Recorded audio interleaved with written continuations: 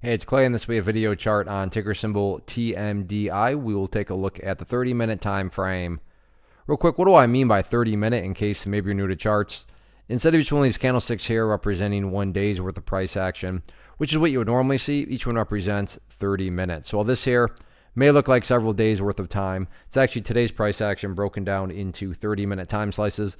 I like to this time frame and does a good job of telling the quote-unquote story of the price and makes answering a very logical question quite straightforward. That question revolves around the fact that today the price had a nice bounce, and when you consider the fact that just on Friday the price was all the way down there, now all of a sudden it's worked its way back up there. Granted, the price did pull back some from its highs, but still, relatively speaking, from where it was to where it is right now, today the price did have a nice little bounce, but all this does lead to the more than valid question of, but is there any sort of true power behind this price movement? Is there any sort of genuine strength? Or is this just some sort of knee-jerk reaction, dead cat bounce type move? I have no idea, but like I said, by using charts, we can make mapping out and answering that question very straightforward. And in my mind, it all revolves around a single area, and that area is right here at $1.05. Why is $1.05 important? Well, hopefully we can agree on the logic that price movements with genuine power, with true strength, the price is going to progress forward. The price is not going to go back to where it was. So with that in mind, think about $1.05. If the price were to come down to that area and then just continue on down, what would that be doing to the price at that point? Well, from a very literal perspective, it'd be putting the price right back inside of that range that it just broke out from. Again, going back, not a sign of true strength. Whereas let's say the price behaved like this and then began to work its way back upwards.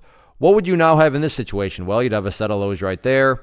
You'd have these lows down there. If you envision each one of those as stair steps, well, hey, now you have stair steps progressing in the upwards direction. And again, that's the name of the game. That's what a truly strong move is going to do over time. It's going to make progress forward. And again, in this situation, quote unquote, progress being defined as $1.05.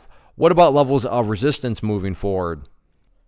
Initial level of resistance going to be right up there at the $1.17 mark. If you go back through the history of things, you can see that $1.17 on several occasions has knocked down the price. So keep an eye on that going forward, and that'll be the very clear key battleground that'll need to be broken.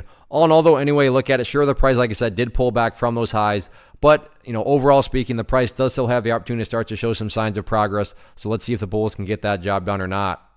One of the biggest questions I get is, hey Clay, how do you find the stocks that you trade? So what I've done is put together a free resource guide where I talk about the tools that I use to locate stocks that I find interesting and think may have potential. So if that sounds like something that could add value to you as a trader, then click on the image that is up on the screen right now and I will email you the guide. The guide itself is very short and to the point, and best part, it's completely free. Thanks for watching the video. Let me know if you have any questions.